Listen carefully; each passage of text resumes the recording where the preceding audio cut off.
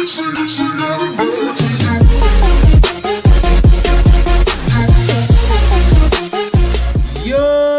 peoples! Kyushu92 here as we're celebrating the One Piece 20th anniversary of, well, One Piece. We are on day 17! 3 more days to go! Oh, I can't believe I've been doing all these videos straight back to back just talking about One Piece. I know I'm not an expert on One Piece, but the little tidbits I do know, I would like to think, yeah, I'm glad to know them. So today, we're going to be talking about everyone's favorite group of people, the world-famous individuals that everyone just seems to show so much emotion for. We're going to be talking about the World Nobles. Yes! The Tenryubitus, the Celestial Dragons, the rulers of the world. Now, what we do know about the Tenryubitus, aka the World Nobles, aka the Celestial Dragons, is they were all part of the 20 kings that established the entire world government and thus ruled the world over the past history. Now the thing is with the World Nobles is they don't behave like normal people. I mean, even in comparison to some pirates that we see as evil, they're considered normal compared to the World Nobles. Now, what sets the World Nobles apart is the fact that they think that they're gods. Yes, they think that their lineage gives them the right to do in and everything that they want to do. And it kinda does, but their sense of morality is pretty much blurred. Anything that they want to buy, they can buy. From entire islands to people. One significant group of the World Nobles is the Roswaal family. And we know Roswaal, and we know the members of the Roswaal family because they were the most prominent World Nobles that we met and came across during the Sabaody Archipelago arc.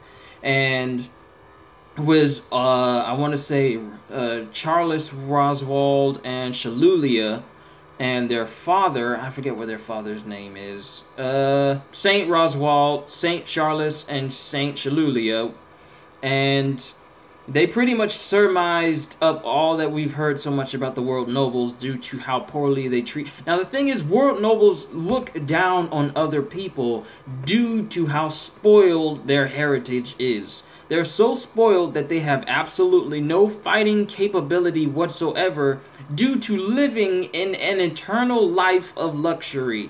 And the only thing they really rely on is the strength of the Marines to come to their beck and call, and the strength of their bodyguards who happen to be around them at the time. They have absolutely no capability of defending themselves, save for some pistols that they may have with them, and even then they're terrible shots at it, as we've seen from Charlos's aim. He could not hit Luffy at all.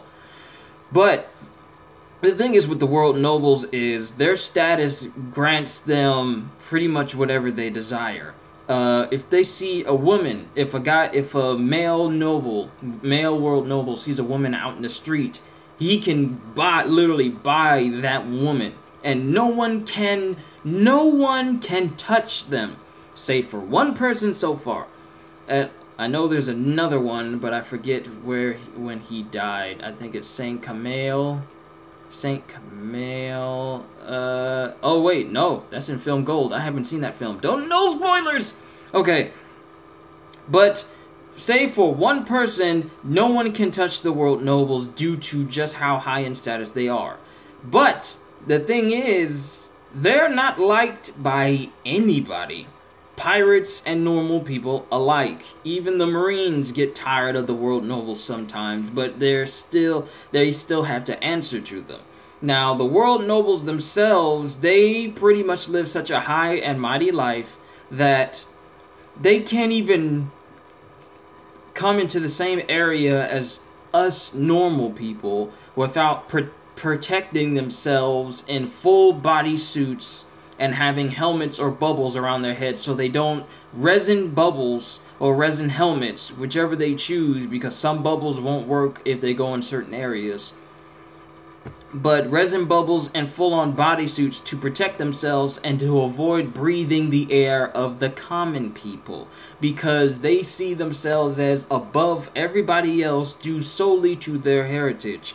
Now, another thing about the world nobles is pretty much their dislike and hatred for anyone with the letter D in their name. Because anyone with the letter D in their name is considered an enemy of the world noble. And in the actual manga, it says that anyone with the D in their name is considered the enemies of God.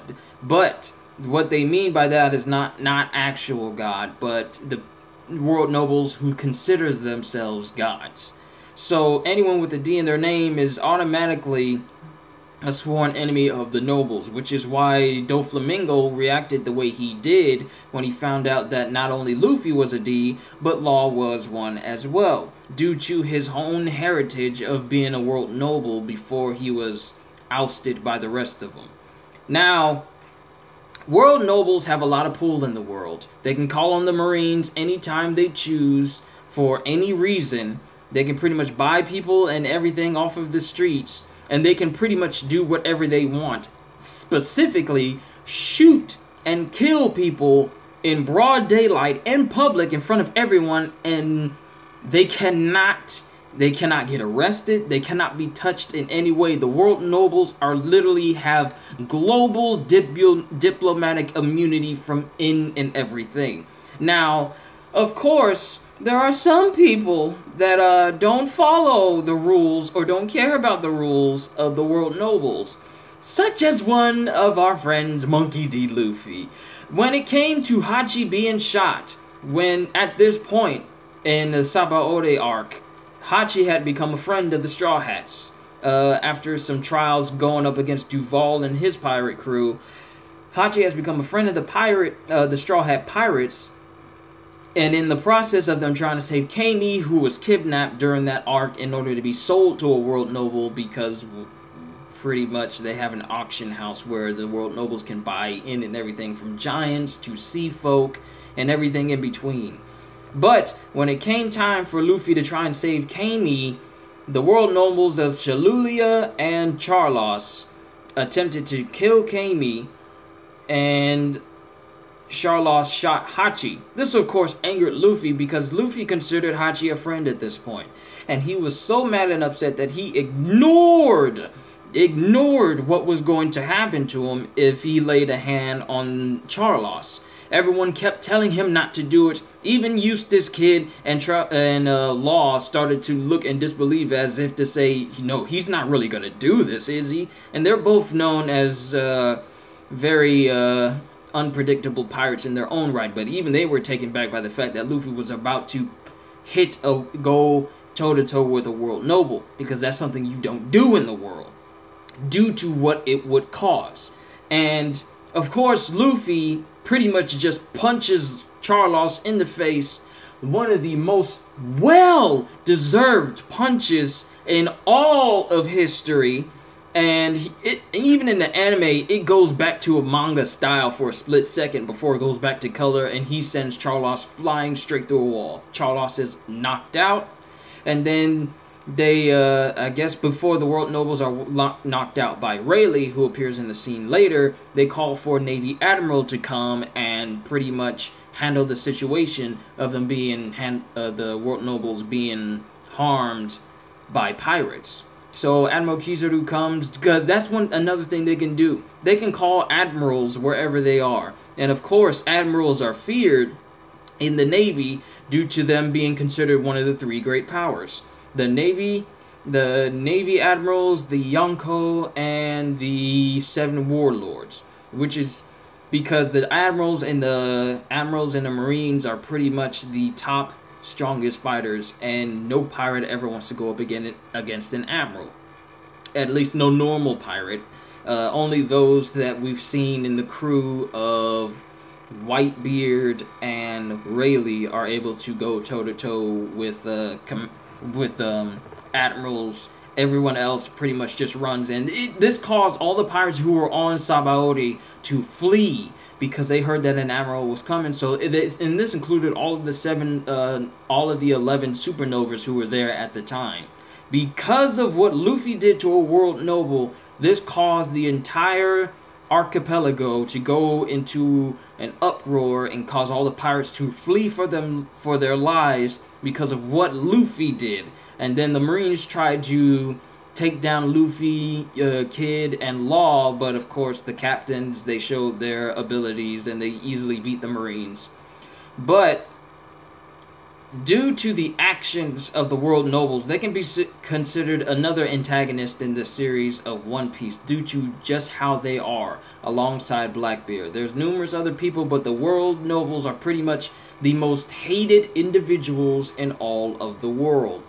And I cannot wait for all of Mary Geoise to get their comeuppance in the future. I cannot wait for when the holy land of Mary Geoise is brought down low to all of us mere commoners, and then hopefully Oda picks up the idea of making the world nobles normal people. They can't have any pull, they can't have any privileges or anything. They'll be stuck being normal people, and I think to them that's a fate worse than death. Oda, please don't let us down. Hope y'all enjoyed this video. I tried to keep it as short as I could because there's only so much that I know about. I forgot one thing. Everything that is synonymous with the world nobles is they all have the same exact hairstyle. Now, regardless of how their hair is on the sides, every single one of them has